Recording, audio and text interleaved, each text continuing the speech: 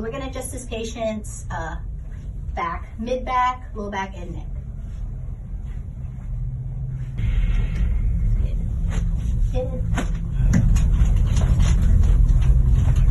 So there's a lot of neck tension here, and this adjustment will help because it will get the upper back and the lower part of the neck. Good. Beautiful. All right. There we go. We went. Good. Remove that joint. It'll tell the muscles around it to relax. And breathe in. All right, you're all set.